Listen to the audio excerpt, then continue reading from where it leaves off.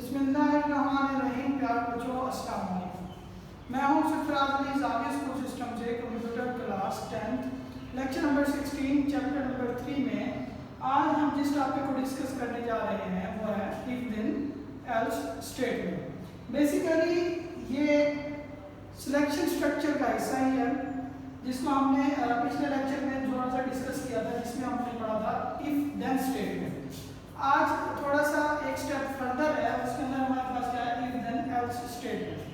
यानी यहाँ पे एक एल्स कीवर्ड है जो दो मुख्तलिफ स्टेटमेंट के साथ वर्क कर रहा है, और वो है इफ की स्टेटमेंट और देन की statement. The keyword else is used to specify two different alternatives with if statement based on the condition of two alternatives is executed.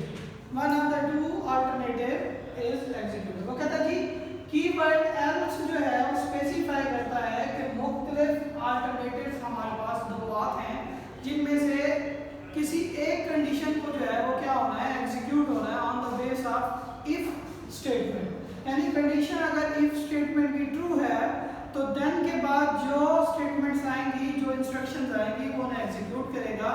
Otherwise condition अगर फॉल्स है तो फॉल्स टास्क के अंदर यानी else part के अंदर जो कुछ है वो उसे क्या करेगा, एग्जीक्यूट करेगा।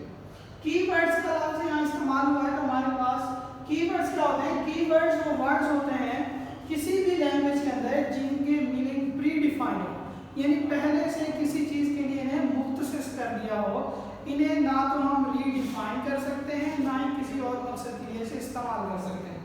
ऐसे वर्ड्स को हम क्या कहते हैं? कीवर्ड्स। फॉर एग्जांपल आप किसी होटल में जाते हैं तो पहले से किसी भी अगर आप टेबल जो है वो अगर पहले से क्या है, बुक है, रिजर्व्ड है, तो इसका मतलब क्या है कि वो किसी एक खास चीज़ के लिए क्या है, मुख्तसिस है, वो किसी और को नहीं की जाएगी। सेम है इसी तरह से लैंग्वेज के अंदर भी क्या है, कुछ ऐसे वर्ड्स होते हैं जिनका एक खास मतलब और मकसद होता है, वो उस लैंग्वेज में सिर्फ उसी काम के लिए इस्तेमाल किए जाते हैं, इसके अलावा उनके अंदर चेंजेस बिल्कुल भी नहीं की जा सकती। अगर उन्हें हम चेंज करेंगे तो ये अपने ओरिजिनल मकसद के लिए भी इस्तेमाल नहीं होंगे।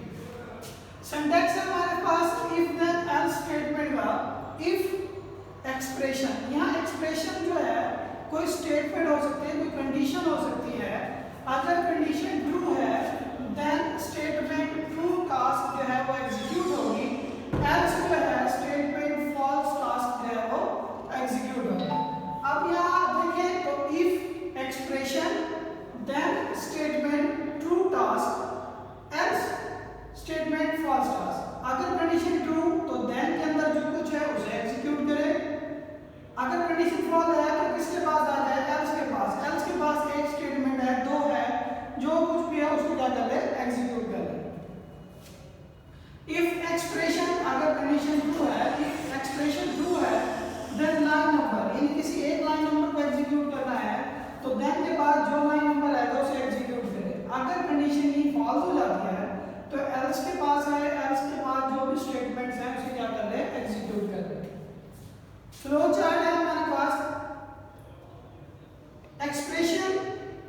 एक्सप्रेशन या तो ट्रू होगा या फिर फॉल्स होगा।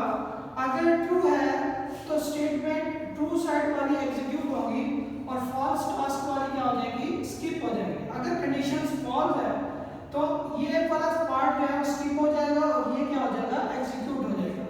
यानी हमारे पास दो ऑप्शन मौजूद हैं, उनमें से किसी एक ऑप्शन को हमें क्या करना है, एग्जीक्यूट करना है on the base of condition.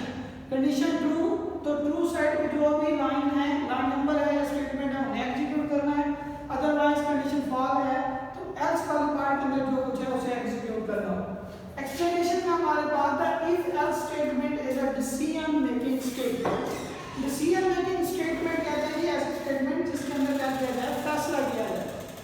As it decide the path of program, यानी ये डिसीजन मेकिंग स्टेटमेंट क्या करती है कि पाथ डिसाइड करती है प्रोग्राम का, कि कौन सा हिस्सा प्रोग्राम का एग्जीक्यूट होना है और कौन सा स्किप होना है।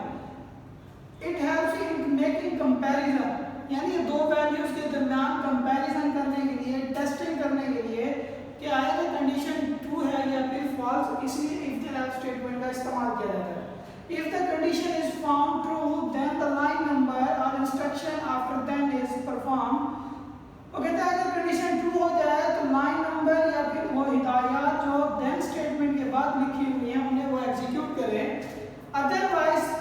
Instructions are executed after else is perform. जो हिदायत एल्स पार्ट के अंदर होंगी वो तब एग्जीक्यूट होंगी जब स्टेटमेंट क्या हो, या एक्सप्रेशन जो है वो फॉल्स है। तो यहाँ पे बेसिकली हमने सिलेक्शन स्ट्रक्चर की दूसरी टाइप भी पढ़ी, जिसके अंदर बताया जा रहा था कि दो ऑप्शन हमारे पास हैं, उनमें से किसको आपने एग्जीक्यूट करना है, किसको नहीं करना, on the base of condition. तो प्यारे बच्चों, मैं उम्मीद करता हूँ आपको ये टॉपिक जो है वो समझ आ गया होगा।